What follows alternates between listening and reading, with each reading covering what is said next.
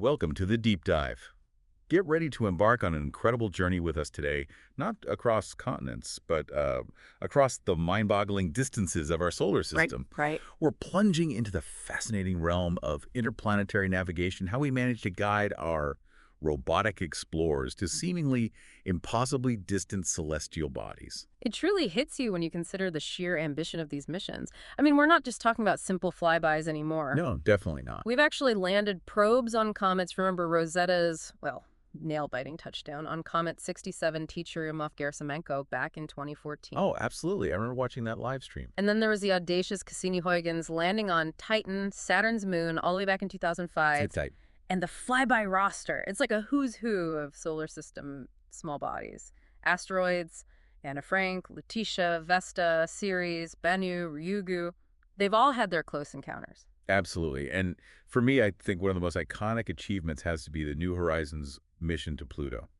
Ah, yes, New Horizons. Launched way back in 2006, it took nearly a decade of relentless travel to reach that distant dwarf planet, finally flying past in 2015 at a, well, hair-raisingly close distance of just 12,500 kilometers. So close. The images and data it beamed back completely transformed our understanding of Pluto. So this incredible precision isn't just a technical feat. It's the bedrock that allows us to send probes across billions of miles and arrive within kilometers of their target. That level of control is just astonishing. And the adventure didn't stop there. New Horizons then set its sights on a Kuiper belt object, Arrokath, also known as Ultima Thule, encountering it on New Year's Day 2019. Right, way out there. That flyby happened over 40 astronomical units from the sun. I mean, think of it as being way, way out beyond Neptune. Okay, let's unpack this because it sounds like science fiction made real. How do we even begin to pull off these cosmic bullseyes? Well, It seems to boil down to two fundamental things, right? Knowing with incredible accuracy where our target is, and knowing just as precisely where our spacecraft is at all times. exactly. Those are the twin pillars, Yeah. the foundation upon which all interplanetary navigation rests. Okay. First, yeah, we need highly accurate knowledge of the target object's position and how it's moving through the vastness of space. Right. And this brings us to the concept of ephemerides. Ephemerides. Yeah. It has a certain celestial ring to it. What exactly are they in, like, practical terms? Think of them as the ultimate astronomical almanacs, constantly being updated and refined. Organizations like JPL in California and IMCCE in Paris dedicate themselves to calculating and maintaining these incredibly detailed estimates of the positions and orbits of, well, pretty much every significant solar system object. Okay. They provide us with a celestial body's precise location, its speed, and even how its speed is changing its acceleration, all at regular intervals. So it's like having a superpowered, always current GPS for planets, moons, and asteroids. What kind of cosmic data goes into creating these astonishingly accurate predictions? Oh, it's a monumental undertaking. It really is. It draws on a wealth of observational data and incredibly sophisticated modeling. They factor in everything we know about these objects, Like what? including their mass, and even the subtle effects of the sun's shape, its oblateness. Obliqueness. Which is just a fancy way of saying the sun isn't a perfect sphere, right? It's slightly squashed at the poles and wider at the equator, and that tiny difference actually affects the orbits of planets and spacecraft. Wow, I didn't realize that. And even relativistic corrections, tiny tweaks needed because of Einstein's theories when dealing with high speeds and strong gravity. Right, relativity always comes into play. The data pours in from various sources. Transit and CCD observations from telescopes that track objects passing in front of stars, lunar laser ranging. Bouncing lasers off the moon. Exactly, to precisely measure its distance. Then there's radar ranging, and even the radio signals that our interplanetary spacecraft themselves beam back to us. It all gets factored in.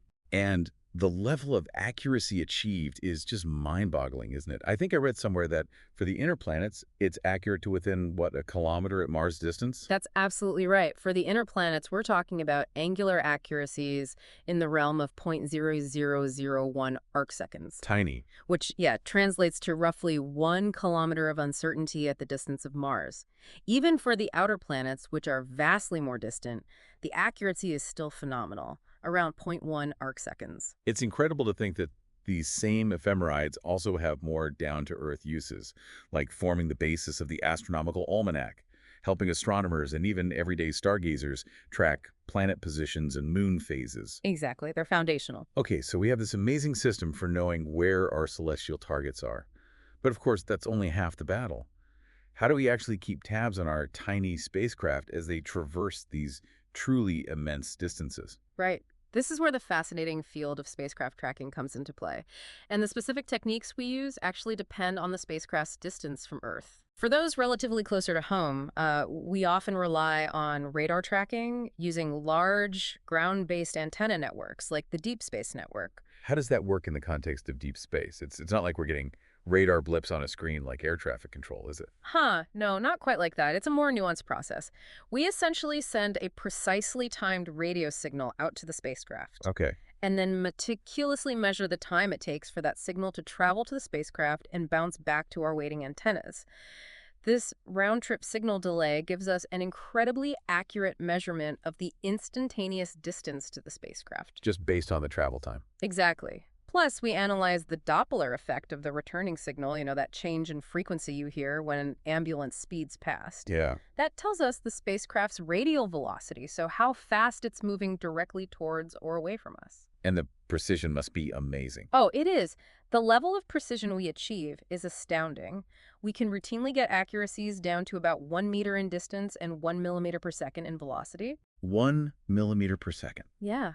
That's like measuring the speed of a slowly crawling insect from millions of miles away. Wow, that's truly impressive. And I remember reading that using multiple ground stations simultaneously makes it even more accurate. Exactly. By strategically employing two or more widely separated ground stations, we can use a technique called triangulation to get a more precise three-dimensional fix on the spacecraft's position. It helps nail down the location much better. Makes sense. But as our robotic explorers venture further and further out into the solar system, beyond the effective range of direct radar tracking, we transition to or supplement it with a technique known as delta differential one-way ranging. Delta differential one-way ranging. That's quite a mouthful. Can you break down how that works for us? Sure. Think of it like this. Imagine two people located very far apart on Earth, both listening intently for a faint sound from a distant source. By precisely measuring the minuscule difference in the exact time each person hears the sound, they can get a much better idea of the source's location in the sky than either person could determine on their own. Ah, I see. Using the time difference. Exactly. Delta differential one-way ranging employs a similar principle. We use at least two ground stations that are situated thousands of miles apart to simultaneously observe the radio signal being transmitted by the distant spacecraft. Okay. By very precisely measuring the difference in the arrival times of that same signal at these widely spaced stations, we can determine the spacecraft's angular position relative to incredibly distant and stable objects in the universe, specifically quasars. Quasars. Why quasars? Well, quasars are incredibly bright and incredibly distant active galactic nuclei. They're so far away, they appear virtually fixed in the sky from our perspective, making them excellent reference points, like celestial anchors. So we're essentially using these incredibly remote and seemingly unmoving objects as a kind of fixed cosmic backdrop against which we can pinpoint the position of our moving spacecraft. Precisely. By carefully relating the spacecraft's faint radio signal to the known positions of these quasars, which act like permanent signposts in the cosmos, we can achieve remarkable angular accuracies. We're talking on the order of around 10 nanoradians, Nanoradians. or about 2 milliarc seconds, which at a distance of 1 astronomical unit, the average Earth-Sun distance, that translates to a transverse positional accuracy, like sideways accuracy, of just about 1.5 kilometers. That's still astonishingly precise for something so incredibly far away. Yeah. It sounds like this entire delicate dance of interplanetary navigation hinges on having a supremely accurate map of the sky. You've hit upon a truly fundamental point. Yeah. Both the calculated orbits of our spacecraft and the predicted paths of our target celestial objects are ultimately referenced to the positions of these background stars in those distant quasars. Right. Therefore, any progress we make in the incredibly challenging field of interplanetary navigation is, well, inextricably linked to the accuracy and completeness of the star catalogues that are available to us. So, in essence, the better our star maps are, the more confidently and accurately we can navigate our spacecraft across the solar system. That makes perfect intuitive sense. Absolutely. The article mentions that the New Horizons mission's successful flyby of Pluto relied on JPL's DE-430 ephemerides, which in turn were based on the Hipparcos star positions compiled in the late 1990s. That almost feels like ancient history in the rapid world of technology. It certainly highlights just how foundational that groundbreaking work by Hipparchus was, but yes, things have moved on since then. And it wasn't solely about knowing where Pluto was located, right? The New Horizons spacecraft also needed to know its precise orientation in three-dimensional space, which way it was pointing at any given moment to accurately aim its instruments and cameras. Exactly. That's attitude determination, critical for getting those amazing pictures. Right, attitude determination. How did the engineers and scientists manage that intricate task for a spacecraft billions of miles away? Well, New Horizons employed a sophisticated suite of sensors. It had star tracking cameras, highly sensitive gyroscopes, and accelerometers. Star tracking cameras. Yeah, these essentially carry within them a detailed stored map containing the positions of approximately 3,000 relatively bright stars. Okay. Several times a second, these cameras take a wide field image of the surrounding space, and the onboard computer then compares the pattern of stars in that real-time image to its internal star map. Ah, pattern matching. Precisely. By identifying which stars it's seeing and their relative positions, the computer can very accurately figure out the spacecraft's current orientation in space. And it's all. If any adjustments are needed to keep the spacecraft pointed in the correct direction, tiny but precisely controlled bursts from small hydrazine gas thrusters are fired. Little puffs of gas. Exactly. This remarkably precise attitude control was absolutely vital for ensuring that the cameras and scientific instruments were pointed exactly where they needed to be during that critical Pluto flyby. It's like threading a needle while traveling at thousands of miles per hour, millions of miles away. That's a pretty good analogy, actually. And this brings us to the subsequent flyby of Arrokath, which seems to have pushed the boundaries even further, particularly with the utilization of the Gaia catalog. Indeed. Arrokath, this truly fascinating contact binary object residing in the distant Kuiper belt, it was identified as a promising follow-up scientific target for New Horizons after Pluto. Right, the snowman shape. Sort of, yeah. This unusual object is composed of two distinct lobes, measuring roughly 21 and 15 kilometers across, gently joined together. And it takes nearly 300 years to orbit the sun. Wow. It was initially discovered relatively recently in 2014, so navigating to such a small and incredibly distant object presented even greater challenges. I recall reading about star occultation campaigns. What were those all about? That sounds complex. It was quite an effort. Because Arrokath is so physically small and located at such an immense distance, directly and precisely observing its exact orbital path from Earth is extremely difficult. So, to overcome this, scientists organized these star occultation campaigns. This involved coordinating ground-based telescopes at various strategic locations around the globe, places like Argentina, Senegal, South Africa, Colombia, all over. to intently observe as Arrokath passed directly in front of background stars.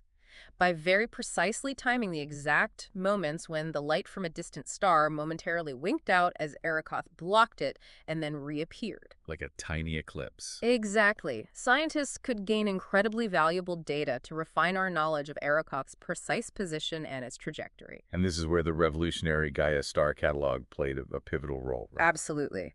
These crucial occultation campaigns, which took place in 2017 and 2018, heavily relied on the highly accurate star positions provided by the then unreleased Gaia data release 2. So they got early access. Yes, the New Horizons mission team was granted early access to this unprecedentedly precise dataset. Mark Buie, one of Arrokath's co-discoverers, was apparently key in convincing the team to trust this new Gaia framework. That must have been a leap of faith. It was. And remarkably, a course correction for the spacecraft, based directly on Gaia's positional data, was actually uplinked to New Horizons while it was billions of miles away. Wow. And it paid off. And it truly made all the difference in the world, didn't it? It did.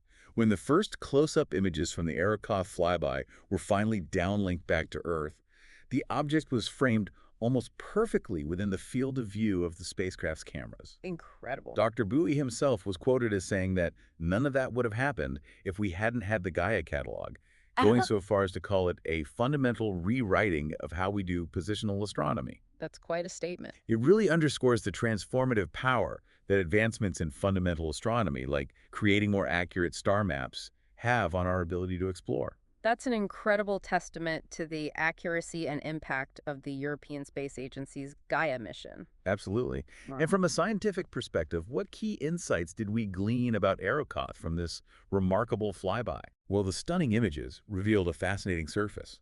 It had varying degrees of brightness and intriguing geological features, like prominent troughs and rounded hills. What caused those? These features are likely the result of smaller primordial planetesimals gently clumping together in the early solar system. Not violent collisions, more like a gentle accumulation. Okay. The brighter regions on its surface might be composed of finer grained material that has slowly rolled down from slightly higher elevations over eons. And the inside. Current scientific understanding suggests that its interior is primarily composed of amorphous water ice mixed with rocky material. Interesting. The encounter also reinforced the emerging picture that the distant Kuiper belt is a much more tranquil and less dynamically active environment compared to the inner solar system. Fewer signs of violent collisions and impacts. A more pristine environment, maybe? Exactly.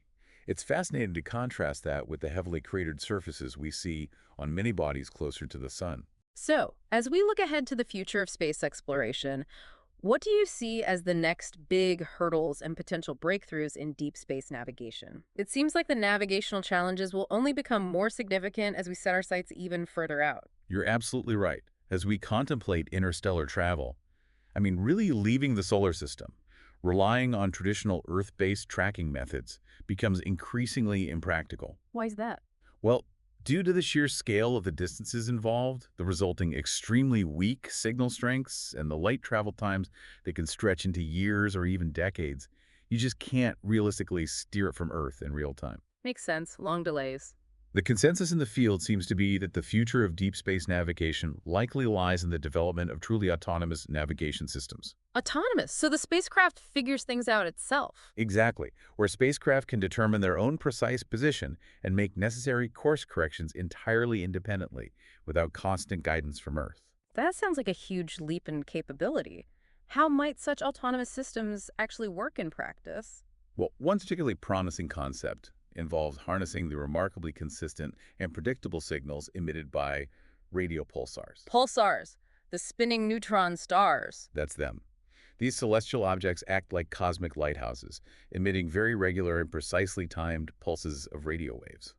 The idea is that a future interstellar spacecraft could use these pulsar signals as natural navigation beacons, Ah, in a manner somewhat analogous to how GPS satellites are used for navigation here on Earth. that's an incredibly ingenious idea, essentially utilizing naturally occurring signals from the far reaches of the galaxy as a kind of universal GPS. Wow. What's another potential approach? Another compelling avenue being actively explored is the direct triangulation of stars using highly accurate three-dimensional star position data. Using the stars themselves. Right, something that the Gaia catalog, with its unprecedented precision in measuring the positions and distances of billions of stars, is really making feasible. So Gaia is key again. It seems to be.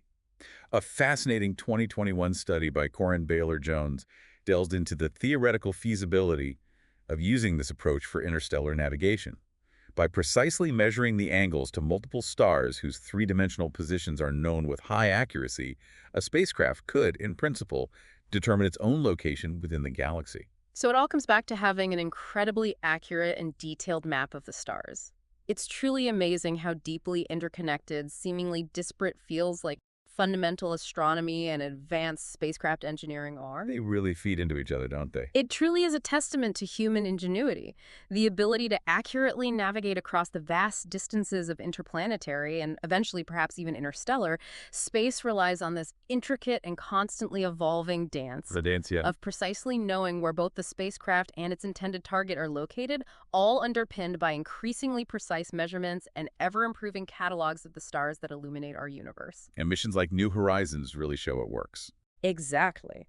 The remarkable successes stand as a powerful testament to the effectiveness of these sophisticated navigational techniques. This deep dive into the world of interplanetary navigation has been truly eye-opening for me. To contemplate the sheer level of precision and groundbreaking ingenuity required to successfully navigate the immense emptiness of space is frankly, well, astounding. It really is something. As we collectively set our sights on even more distant and ambitious horizons beyond our solar system, it really makes you wonder. As humanity ventures further into the cosmos, how will our evolving understanding of the universe and our place within it continue to be profoundly shaped by our ever-increasing ability to accurately navigate the vast emptiness between the stars? And what previously unimaginable scientific knowledge and fundamental discoveries might autonomous navigation systems unlock as future interstellar missions chart their own independent courses through the galaxy? Something to Yeah. think about. Definitely food for thought. Thank you for joining me for this mind-expanding deep dive. My pleasure. Always fascinating to talk about.